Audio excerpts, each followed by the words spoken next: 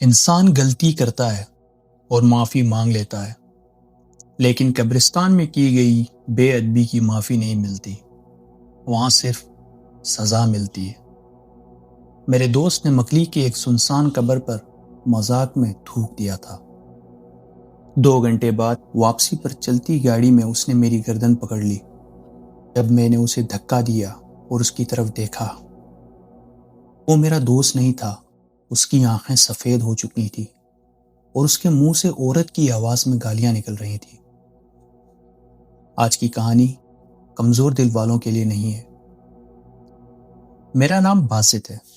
آج پچھلی سردیوں کی ہے۔ اصل میں ہمارا مکلی جانے کا کوئی پہلے سے پلان نہیں تھا۔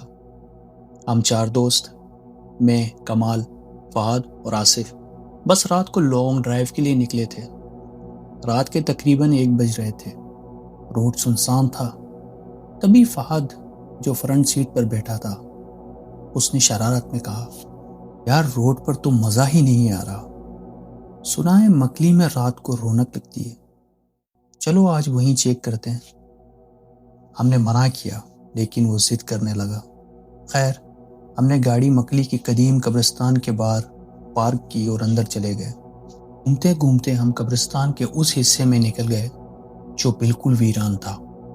وہاں پرانی قبروں کے بیچ زمین پر کچھ ہانڈی پڑی تھی۔ ان میں گوشت، خون اور کچھ کیلیں بھری تھیں۔ ظاہر ہے کسی نے کالا جادو کیا تھا۔ فہد نے آؤ دیکھا نہ تاؤ مذاق میں ایک ہانڈی کو زور سے لات ماری اور وہاں بنی ایک کچی قبر پر تھوک دیا۔ اس نے ہنس کر کہا، کہاں ہیں تمہارے جنات؟ بلاؤ انہیں، میں بھی تو دیکھوں۔ دوستوں، اسی وقت جو ہوا پہلے نارمل تھی وہ اچانک بہت تیز ہو گئی۔ ایسی ہوا جو انسان کو دھکا دے دے۔ فہد کی ہنسی رک گئی۔ اس نے ڈرتے ہوئے کہا، یار یہ طوفان کہاں سے آ گیا؟ لیکن وہ طوفان نہیں تھا، وہ ایک وارننگ تھی۔ ہم آ گئے، اس لیے ہم نے کہا چلو اب بس واپس چلتے ہیں۔ ہم مڑنے ہی لگے تھے کہ اچانک فہد زمین پر گر گیا۔ وہ چیخا، بچاؤ، مجھے کوئی کھینچ رہا ہے۔ سوچا اندھیرے میں پاؤں پھسل گیا ہوگا، لیکن جب آصف نے ٹورچ اس کے پاؤں کے پاس کی، وہ دیکھ کر تو ہماری روحیں کانپ اٹھی۔ فہد کا سیدھا پاؤں، جس سے اس نے ہانڈی کو لات ماری تھی، وہ زمین کے اندر دھسا ہوا تھا۔ وہاں کوئی گڑھا نہیں تھا، زمین بالکل نارمل تھی، مگر فہد کا پاؤں ایسے اندر گیا تھا جیسے دلدل ہو۔ ہم تینوں نے مل کر فہد کو کھینچا۔ فہد درد سے چیخ رہا تھا۔ بہت زور لگانے کے بعد اچانک سے اس کا پاؤں باہر نکل آیا اور وہ پیچھے جا گرا۔ لیکن جب ہم نے اس کا ٹخنا دیکھا، وہاں عجیب سے نیلے نشان تھے۔ فہد کو سہارا دے کر ہم تیزی سے گاڑی کی طرف بھاگے۔ اچانک مجھے لگا کہ ہم 4 لوگ نہیں، ہمارے ساتھ کوئی اور بھی چل رہا ہے۔ ہمارے قدموں کی آواز کے ساتھ ایک اور آواز مل گئی تھی۔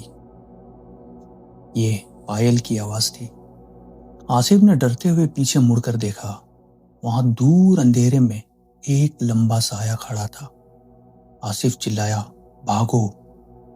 ہم بھاگ کر گاڑی میں گھستے ہی دروازے کو لاک کر دیا۔ گاڑی میں ایک عجیب ڈر کا ماحول بنا تھا۔ میں نے سوچا اسٹیریو آن کرتا ہوں، تھوڑا سا ماحول ٹھیک ہو جائے گا۔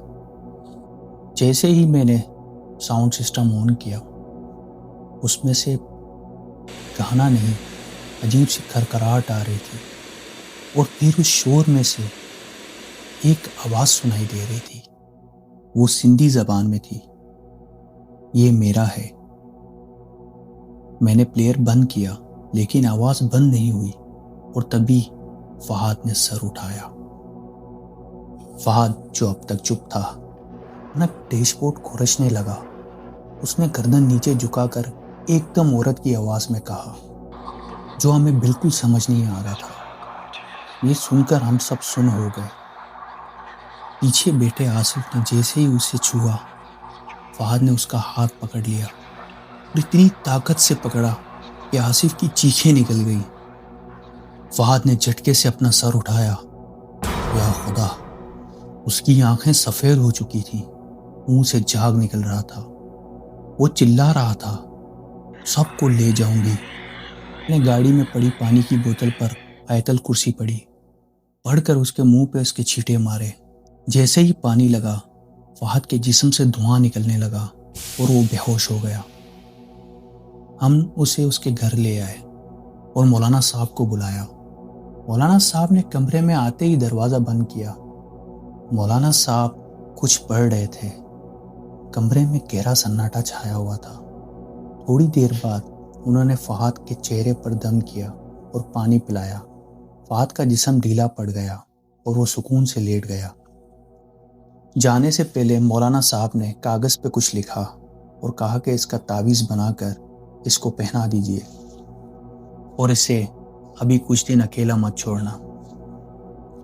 اس بات کو گزرے قریباً 3 مہینے ہو چکے ہیں۔ اب بھی فہد کا علاج چل رہا ہے۔ اسے ابھی بھی کچھ چیزیں دکھتی ہیں۔ اسے ایک عورت اپنے کمرے میں اکثر دکھتی ہے۔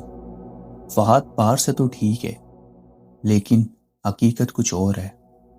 وہ اکثر رات کو چیخ کر اٹھتا ہے۔ اس کا پورا جسم پسینے میں بھیگا ہوتا ہے۔